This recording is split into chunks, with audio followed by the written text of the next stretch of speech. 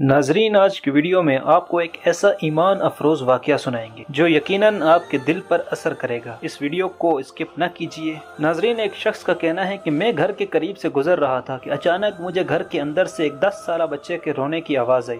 آواز میں اتنا درد تھا کہ مجھے مجبوراً گھر میں داخل ہو کر معلوم کرنا پڑا کہ یہ بچہ کیوں رو رہا ہے۔ اندر داخل ہو کر میں نے دیکھا کہ ماں اپنے بیٹے کو آہستہ آہستہ مار رہی ہے اور خود بھی رو رہی ہے۔ پوچھنے پر بتایا گیا کہ یہ بچہ روزانہ اسکول لیٹ جاتا ہے، روز 1 گھنٹہ لیٹ جاتا ہے اور روز 1 گھنٹہ لیٹ واپس آتا ہے۔ اور اس بچے کی ماں کہنے لگی کہ میں لوگوں کے گھروں میں مزدوری کر کر اس کو پڑھا رہی ہوں اور آپ کو پتہ ہونا چاہیے کہ اس کا باپ مر چکا ہے، یہ ایک یتیم بچہ ہے اور روزانہ اسکول کی وردی بھی گندی کر دیتا ہے۔ جیسے تیسے کر کر میں نے ماں اور بیٹے کو دونوں کو سمجھا کر اس گھر سے نکل چکا۔ ایک دن میں سبزی منڈی گیا کچھ سامان لینے کے لیے، تو میری نظر اسی بچے پر پڑی جس کو میں سمجھا کر آیا تھا، جو روزانہ گھر سے مار کھاتا تھا۔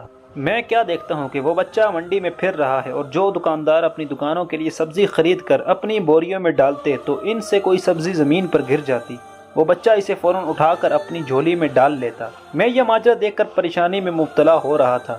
اب میں اس بچے کو پوری طرح سے فالو کر رہا تھا۔ جب اس بچے کی جھولی پوری طرح سے سبزی سے بھر گئی تو وہ سڑک کے کنارے بیٹھ کر اونچی اونچی آوازیں لگا کر اسے بیچنے لگا۔ منہ پر مٹی، گندی وردی اور آنکھوں میں نمی کے ساتھ ایسا دکاندار زندگی میں نے پہلی بار دیکھا تھا۔ اتنی ہی دیر ایک آدمی اپنی دکان سے اٹھا جس کی دکان کے سامنے اس بچے نے اپنی دکان لگائی ہوئی تھی۔ اس شخص نے آتے ہی ایک زوردار پاؤں مار کر اس ننھی سی دکان کو ایک ہی جھٹکے میں سڑک پر پھیلا دیا اور بازو سے اس بچے کو پکڑ کر سڑک کے دوسرے کنارے دھکیل دیا۔ اب یہ بچہ پھر سے اٹھا، اپنی ساری سبزی سمیٹ کر ایک اور دکان کے سامنے جا بیٹھا، مگر اس دکاندار نے اسے کچھ نہ کہا۔ دیکھتے ہی دیکھتے اس کی ساری سبزی بک چکی تھی۔ اب وہ بچہ اٹھا، بازار میں ایک کپڑے والی دکان کے پاس گیا اور اندر جا کر دکاندار کو کچھ پیسے دے کر واپس آ گیا۔ اب یہ اسکول کی طرف روانہ ہو گیا۔ جب یہ اسکول پہنچا تو یہ پورے 1 گھنٹہ لیٹ تھا۔ اب استاد نے اسے زور زور سے مارنا شروع کر دیا اور کہنے لگا کہ تو نے روز کا یہی معمول بنا رکھا ہے، روز تو 1 گھنٹہ دیر سے آتا ہے۔ اب میں نے جلدی سے جا کر استاد کو منع کیا کہ یہ بچہ یتیم ہے، اسے مت مارو۔ استاد فرمانے لگے کہ یہ روزانہ کا اس کا معمول ہے، میں کئی بار اس کے گھر میں بھی پیغام دے چکا ہوں۔ اب یہ بچہ مار کھانے کے بعد کلاس میں بیٹھ کر پڑھنے لگا۔ مجھے یاد آیا میں جو سامان لینے گیا تھا میں وہ بازار میں ہی بھول آیا ہوں۔ اب جلدی سے میں نے استاد کا فون نمبر لیا اور منڈی کی طرف روانہ ہو گیا۔ اب یہ بچہ حسب معمول گھر جا کر اپنی مار سے دوبارہ مار کھانے لگا۔ اگلی صبح میں نماز سے فارغ ہو کر استاد کو کال کی کہ آپ فلاں جگہ سبزی منڈی پر تشریف لے آئیں، ایک بہت ہی ضروری کام ہے۔ اور اسی وقت میں اس عورت کے گھر گیا کہ جس کا بچہ سبزی منڈی میں سبزی بیچا کرتا تھا اور اس کی ماں کو کہا کہ آپ کا بیٹا 1 گھنٹہ اسکول کیوں لیٹ جاتا ہے، آئیں آج آپ کو اس کی وجہ خود بخود معلوم ہو جائے گی۔ اس کی ماں منہ میں ہی کہنے لگی کہ آج اس بچے کی خیر نہیں، پتہ نہیں یہ کیا گل کھلا رہا ہوگا۔ ہم تینوں منڈی پہنچ چکے تھے، استاد، بچے کی ماں اور میں۔ ہم تینوں نے الگ الگ نشستیں سنبھال لی اور ننھی دکان والے کو دیکھنے لگے۔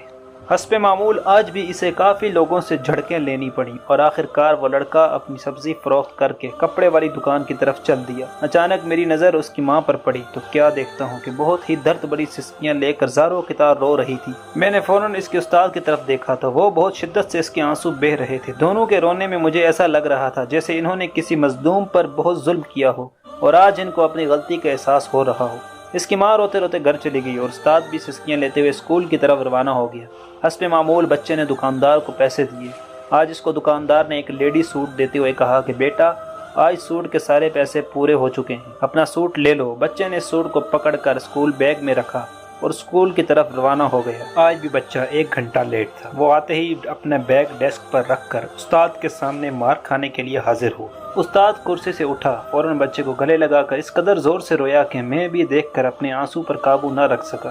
میں نے اپنے آپ کو سنبھالا اور آگے بڑھ کر استاد کو چپ کرایا اور بچے سے پوچھا کہ یہ جو بیگ میں سوٹ ہے وہ کس کے لیے ہے۔ بچے نے کہا کہ میری امی جان لوگوں کے گھر مزدوری کر کر مجھے پڑھا لکھا رہی ہیں، مگر ان کے کپڑے پھٹے ہوئے ہیں، ان کے جسم کو ڈھانپنے کے لیے کوئی مکمل سوٹ نہیں، اسی لیے میں سبزی بیچ کر ان کے لیے ایک سوٹ خریدا ہے۔ اب کچھ دن اسی طرح سبزی بیچ کر اس سوٹ کی سلائی کے پیسے پورے کر کر اپنی ماں کو نیا سوٹ دوں گا تاکہ وہ اپنا جسم مکمل طور پر ڈھانپ کر محنت مزدوری کریں۔ بچے کا یہ جواب سن کر میرے اور استاد کے پیروں تلے سے زمین کھسک گئی۔ ناظرین، ایسے بھی لوگ دنیا میں ہوا کرتے ہیں، مگر ہماری آنکھیں ان لوگوں کو تلاش کرنے سے قاصر ہو چکی ہیں۔